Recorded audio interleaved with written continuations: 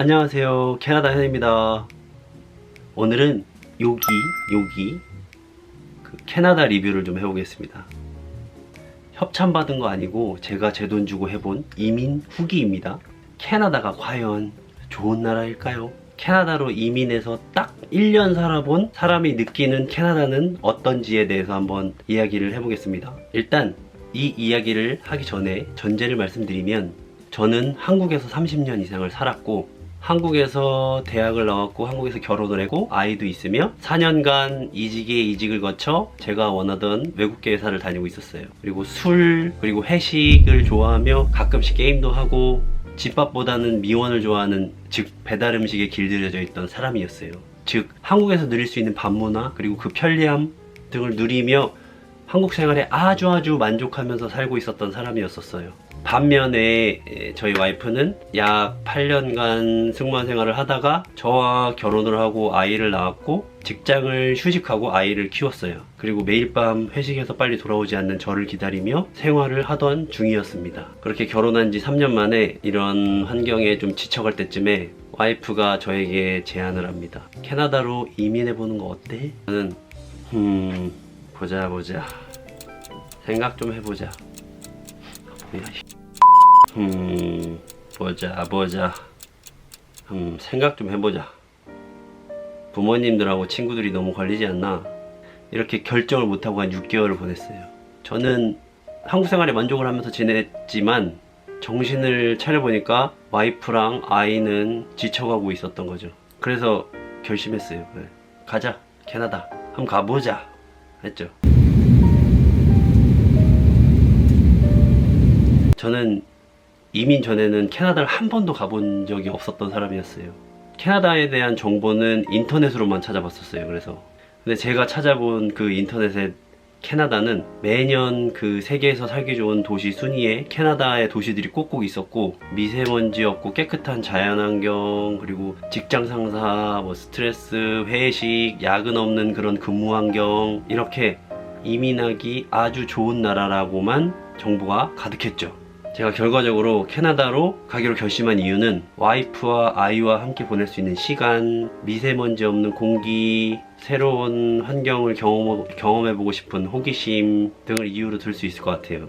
자, 그럼 제가 그 캐나다에서 느낀 저의 느낌을 얘기를 해보겠습니다.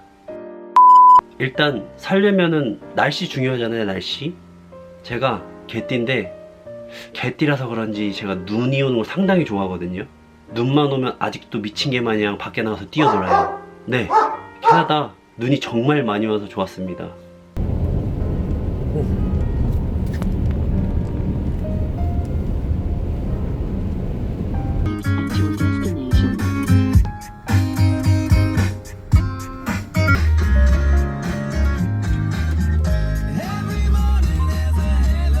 환영이라도 하는 마냥 제가 캐나다에 간 첫날에도 눈이 오고 있었죠. 덕분에 비행기까지 연착됐죠. 다만 많이 와도 너무 많이 옵니다. 너무 많이. Turn right, then turn left on Currents Drive Northwest. Turn right. Turn right. 작년에는 그 넉가래로 눈 쓴 기억밖에 없을 만큼 눈이 너무 많이 와요. 얼음도 깨야 되고요. 군대 제대하고 넉가래를 볼 일이 없었는데. 가자. 삽 여기다 둬. 눈을 그냥 안 쓸면 되지 않냐고요? 캐나다는 자기 집 앞마당 뒷마당에서 지나가던 행인이 넘어지면 치료비를 물어줘야 됩니다. 그래서 눈이 오고 있는 와중에도 쓸고 또 쓸어요. 그리고 이 겨울이 상당히 길어요. 지역에 따라 차이는 있지만 대략 한 11월 달부터 4월까지는 겨울이에요. 하지만 나머지 5월부터 10월까지는 진짜 보상이라도 하듯이 정말 판타스틱한 봄, 여름, 가을을 보낼 수 있습니다.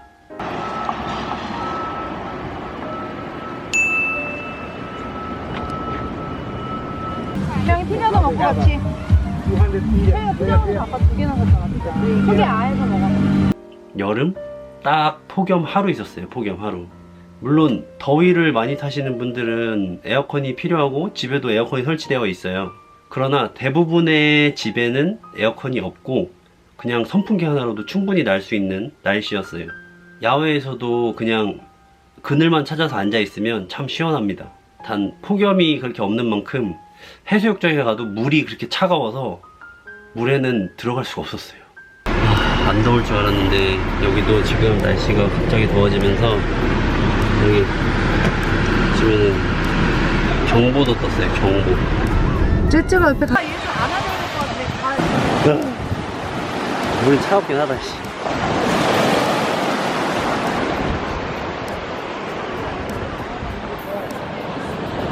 못 들어가. 못 들어가. 그렇지. 이게 느낌이 달라 그냥 아예. 그러나 캐나다에는 호수들이 많습니다. 호수는 물이 그렇게 차지 않아서 들어가서 놀기에 아주 좋습니다. 그리고 언어도 중요하죠. 캐나다는 이민자들을 받아들이는 선진국 중에서 가장 이민 수용에 적극적인 나라예요.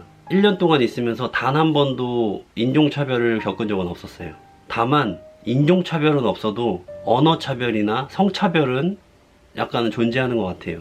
아무래도 이민 초기에 인터넷, 핸드폰, 뭐 가스, 전기 뭐 등 유틸리티들 신청할 게 많은데 그럴 때마다 뭐 그런 서비스를 하는 콜센터에다 전화를 했어야 됐어요. 저는 한국에서 시험을 위한 그런 영어 공부를 했었던 사람이에요. IELTS 점수를 따기 위해서 듣기 말하기 공부를 했었죠. 네. 그리고 캐나다에 와가지고 이 전화로 해보고 느낀 점은 안 들려요 였어요. 그냥 안 들려요. 차라리 그 얼굴 보고 대화하는 게 훨씬 낫습니다. 이 제스처라도 하면 알아들으니까요. 근데 이 전화 영어는 캐네디언들의 말이 빨라서도 있지만 텔레마케터를 하시는 인도에서 이민 오신 분들도 상당히 많아요. 평소에 들어오던 뭐 미국이나 캐나다 영어가 아닌 익숙하지 않은 발음의 그런 인도 영어를 들어보시면 또 신세계를 경험하실 수 있습니다. 네, 그래서 결과적으로는 전화할 때 의사소통이 잘 안 됐어요. 제가 한 경험을 말씀드리면 제가 신용카드 회사에다 전화를 했는데 중간에 대화가 잘 안 됐어요. 대화가. 근데 그때부터 텔레마케터의 목소리가 딱 바뀌면서 짜증을 내면서 나는 이제 너희랑 더 이상 통화를 할 수 없다. 다른 기다리는 고객의 전화를 받아야 되기 때문에 나는 전화를 끊겠다 하고 딱 끊어버리는 거예요. 그래서 제 와이프가 그때 같이 옆에서 듣고 있었는데 그래서 결국에는 와이프랑 저랑 되도 않는 영어 막 해가면서 일도 처리하고 뭐 사과도 받았거든요. 그런 언어가 수월하지 않으면 그런 발생되는 약간의 차별도 있습니다.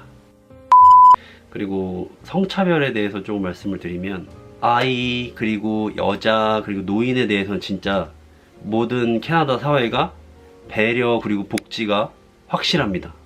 정말 몸으로 느껴져요. 하나하나가. 근데 다만 남자에게는 이 부분은 확실히 맞다라고 할 수는 없을 것 같아요. 아이나 여자한테 진짜 확실히 모든 사람들이 다 친절하거든요. 근데 전화나 아니면은 뭐 대면으로 이야기를 할 때 보면은 그 여자랑 아이 그리고 남자를 대할 때 이 상냥함이 달라요. 이거는 캐나다에서 우스갯소리를 하는 말인데 캐나다에서 우선순위는 아이가 첫 번째, 그리고 두 번째는 여자, 그리고 세 번째는 노인, 그리고 네 번째가 개, 그리고 다섯 번째는 남자라는 말도 있어요. 이만큼 캐나다는 아이와 여자가 우선인 나라고 모계 사회입니다. 다음은 서비스 처리에 대해서 말씀을 드려볼게요. 이민을 처음에 하자마자 할 일이 참 많습니다. 운전면허 교환, 그리고 뭐 헬스케어 신청, 그리고 은행 계좌 개설 이런 것들을 해야 하니까 우리나라처럼 캐나다 관공소에 갑니다. 그런데 거짓말 조금 보태서 하루에 1개 정도의 업무를 처리할 수 있다고 보시면 돼요. 제가 최근에 한국에 와가지고 핸드폰 개설하고 운전면허 그리고 의료보험 다시 살리고 이런 거를 아침 10시에 나가서 했는데 점심 먹기 전에 12시 전에 다 끝냈어요. 그만큼 한국이랑 비교해서는 캐나다 관공서의 처리는 많이 느립니다. 저는 참 마음이 느긋한 사람이에요. 하지만 반대로 저희 와이프는 성질이 아주 급한 사람이에요. 그래서 저희 와이프는 캐나다에서 스트레스를 엄청 많이 받았죠. 저같이 마음 느긋한 사람들이 살기 좋은 나라고 성질 급한 사람들한테는 치명적입니다. 그리고 배달 문화. 제가 처음에 제 성향이 배달 음식을 좋아한다고 말씀을 드렸었죠. 한국의 배달 그리고 외식 시스템 진짜 잘 돼 있잖아요. 네, 캐나다 가서는 배달 잘 못 시켜 먹었습니다. 이 배달 시켰습니다. 근데 배달이 솔직히 여기서 할 수 있는 게 없어요. 한국에는 이렇게 야식 되게 잘 돼 있잖아요. 근데 여기는 솔직히 배달 시켜 먹을 만한 게 없어요. 한국에서는 맨날 퇴근하면서 차에서 전화로 주문해가지고 집에 도착하자마자 배달 음식 먹는 낙으로 사는 사람이었는데 캐나다에선 철저하게 그런 걸 못했어요. 덕분에 어이없게도 다이어트와 건강을 얻었네요. 그때 당시에 몸무게가 83.4인가 6인가 해도 그랬었고 지금 현재 몸무게가 76이거든요. 아마 한국에서 1년을 더 시켜 먹었으면 몇 킬로그램의 살과 혈관에 트랜스 지방을 얻었겠죠. 이 부분은 제가 나이를 먹어가면 먹어갈수록 저한테는 좋은 환경인 것 같아요. 불편은 하지만. 다만 매일 오늘 뭐 먹지? 하는 고민은 진짜 환장할 만한 애로사항이에요. 정말 요리를 즐기거나 체력이 정말 좋은 사람이 아닌 이상 집에서 요리해 먹다가 지칩니다. 그래도 확실히 요리 실력은 늘고 가족과의 대화도 늡니다. 내 거는 다 부서져. 엉망진창이야 엉망진창. 저녁하고 애기 저녁 때 또 만들었어요. 다른 거 먹다가 이거 한번 먹어본 이후로는 다른 거 아예 건드리지도 않습니다. 자, 끝났습니다. 이렇게 완성이 됐어요. 이렇게. 그리고 아이가 있는 집이나 회사를 다니는 사람들은 또 요것 또한 환장하죠. 아이들이 이제 엘레멘터리 스쿨, 이렇게 초등학교 정도 들어가면 이제 도시락을 싸야 됩니다. 그리고 대부분의 회사에도 식당이 없어요. 그래서 어른들 또한 집에서 도시락을 싸가거나 아니면 밖에서 그냥 샌드위치 같은 거 사 먹으면서 때워야 됩니다.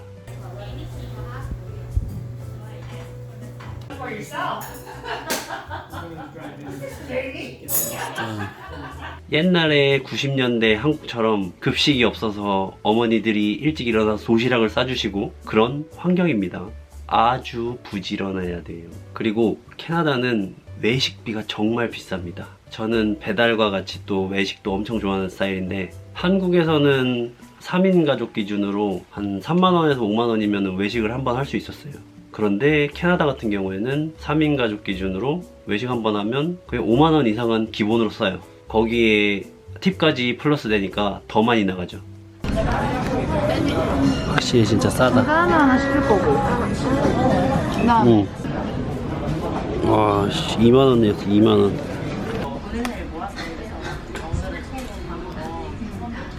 아, 이렇게 세트도 있네.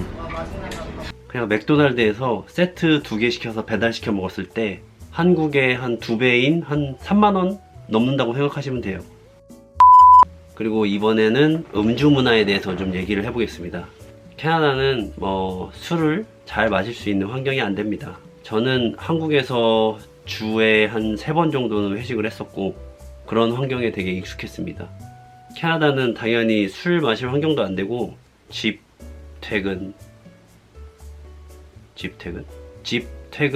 퇴근이에요. 아니다. 집 회사. 그래서 캐나다에 간 지 한 달 만에 몸이 배배 꼬입니다.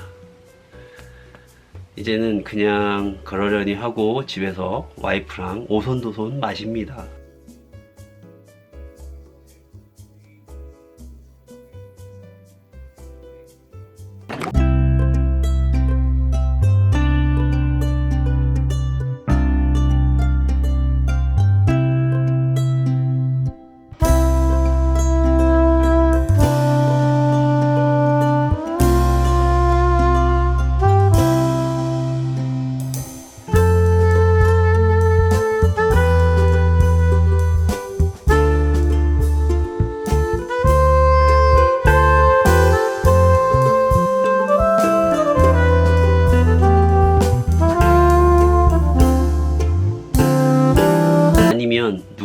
친구들 초대해서 각각 집마다 안주를 하나씩 만들어 가지고 와서 같이 모여서 마십니다. 이런 게 점점 익숙해지고 있어요. 주말 찾았습니다. 이게 모양이 여보 뭐해? 당연히 술을 먹으면 노래도 부르고 싶어서 노래방도 가고 싶고 당구도 치고 싶고 합니다. 근데 못 갑니다. 왜냐? 잘 없어요. 그렇다고 뭐 당구장이 없는 건 아닌데 지역마다 잘 찾으면 몇 개씩 있어요. 있기는. 대신 대안은 그 영주권이 있으면 카지노에 갈 수 있어요. 자, 여기는 카지노. 술을 먹고 카지노로 왔습니다. 저도 아직 이런 환경이 아직 적응을 못해서 아주 심심합니다. 정말 저와 비슷한 성향을 가지신 분들은 정말 각오하고 오셔야 됩니다. 각오하고. 이번에는 근무 환경, 회사 환경 뭐 이런 거에서 얘기를 해볼게요. 아이가 있는 가정이 이민하실 때 고려하는 부분이 캐나다에 가면 근무 시간이 유연한가입니다. 유연한가. 결과적으로 회사마다 다 다릅니다. 다만 한국보다는 근무 시간이 좀 유연한 것 같아요. 저희 같은 경우에는 제가 아침에 일어나서 아이를 어린이집에다 데려다 준 후에 8시 반까지 출근을 하고 4시 반 정도에 퇴근을 합니다. 그리고 와이프는 아침 7시에 출근을 해서 오후 3시 반에 퇴근을 하면서 아이를 픽업해서 집으로 데리고 옵니다.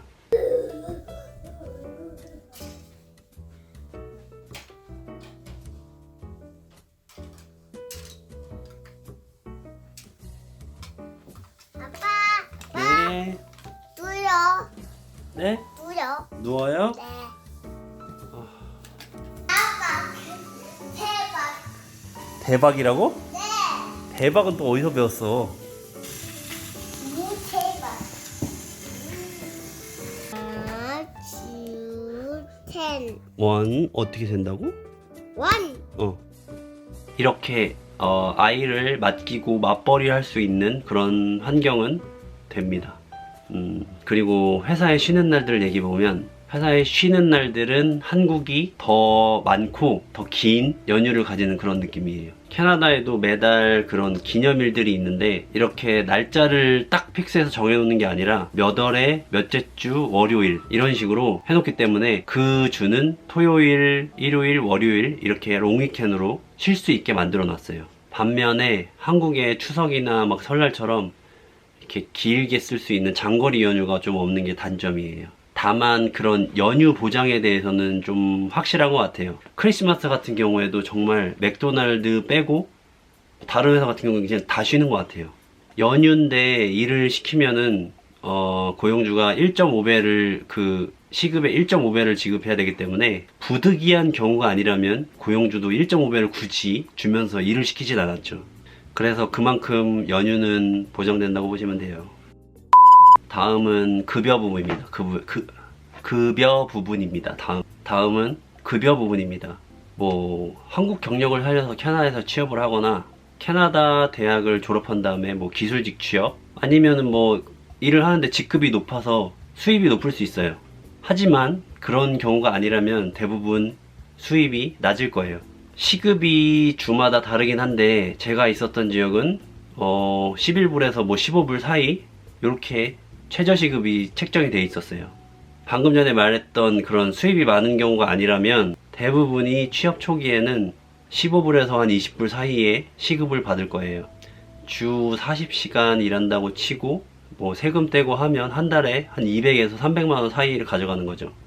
한국에서는 매달 적금도 내고 모을 수 있는 그런 환경이었지만 캐나다에서는 그 맞벌이 해도 집 렌트비, 뭐 유틸리티 이런 등등 고정 비용이 한국보다 훨씬 비싸기 때문에 정말 뭐 돈을 모으기가 쉽지가 않아요.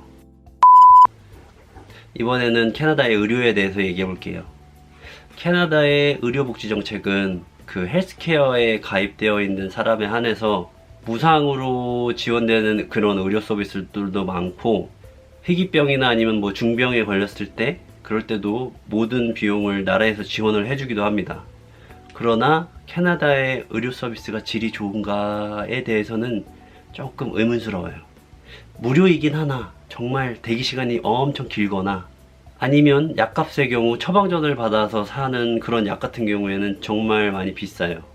다만 일반 의약품 같은 거는 그냥 마트에 가도 있기 때문에 쉽게 구할 수 있고 저렴해요. 참고로 여기는 병원에서 진료받고 그 마트나 아니면 몰 같은데 그런데 슈퍼 안에 약국이 있어요. 그래서 거기서 사야 되는데 약을 살 때는 코스트코가 제일 싸요. 참고하세요. 또 반면에 안과, 뭐 치과, 한의원 같은 거는 복지 혜택이 들어가지 않고 참 비싸요. 이런 거 같은 경우에는 이제 다니고 있는 회사 차원에서 만약에 이런 복지를 지원하는 보험 같은 게, 기업 보험 같은 게 들어져 있으면 그런 혜택을 받을 수 있지만 그렇지 않은 경우에는 부담이 상당히 많이 됩니다. 최근에 저희 아버지 친구분이 밴쿠버에 사시는데 임플란트 치과 치료를 받아야 됐어요. 근데 캐나다에서는 너무 비싸서 한국으로 들어오신답니다. 한국에 들어오는 비행기, 왕복 비행기를 끊고 치료를 받더라 하더라도 캐나다에서 받는 비용보다 싸다는 거죠. 그만큼 무료라서 뭐 혜택 받을 수 있는 부분도 많은데 아닌 부분에서는 또 부담이 많이 될 수 있어요. 그리고 의료 서비스에 대해서 제 경험을 조금 더 말씀드리면 이번 여름에 저희 아이가 고열이 나서 아동병원에서 응급진료를 받았어요. 의사가 나와서 진찰을 하더니 단순히 뭐 열이 나는 것 같다 그러면서 타이레놀 아니면 에드빌을 먹이라고 하는 거죠. 그래서 아이를 데리고 가서 집으로 가서 간호하면서 또 타이레놀하고 에드빌을 먹였어요. 그 이후로도 열이 계속 올랐다 내렸다 하면서 떨어지진 않아서 병원을 한 3번 정도 더 찾아갔어요. 4번의 진찰에도 병명도 모르고 계속 똑같은 처방만 내리고 이러다가 애 잡겠다 싶어가지고 근처에 그냥 자그만한 워크인 클리닉을 갔어요. 가서 의사가 소변검사 뭐 피검사 해보자 그래서 결과적으로는 방광염 진단이 나왔습니다. 이렇게 하는 사이 애는 일주일 동안 이런 고통을 겪으면서 이미 지쳐 있었어요. 처음부터 좀 이런 심각성을 좀 깨닫고 정밀 진단을 좀 했으면 이런 상황이 생기지 않았을 거라 생각을 해요. 이런 상황을 보면서 확실히 무료라고 해도 서비스에서는 많이 열악하구나 이런 걸 느꼈습니다. 한국이었으면은 바로 진찰해가지고 진단하고 항생제 처방해가지고 하루 이틀이면 다 나았었을 것 같아요. 그래서 좀 아쉬움이 많이 남았습니다. 다음은 운전 문화에 대해서 좀 얘기를 해볼게요. 최근에 뭐 한국에서 그 아이들 그 자동차 사고에 대해서 이슈가 참 많았었는데 확실히 한국과 캐나다는 운전 문화가 좀 많이 다른 느낌이에요. 제가 살았던 지역은 뭐 대도시는 아니었고 캐나다의 그 에드먼턴이랑 할리팩스라는 지역이었는데 제가 느낀 건 확실히 한국보다는 배려 운전이 생활화되어 있다는 느낌이었어요. 그게 인도든 뭐 도로든 일단 무조건 사람이 먼저예요. 사람들도 그런 인식을 가지고 있어서 그런지 그냥 앞에 옆에 뭐 돌아보지도 않고 그냥 막 도로를 건너요. 당연히 차가 쓸 거야 라는 이런 인식이 있는 것 같아요.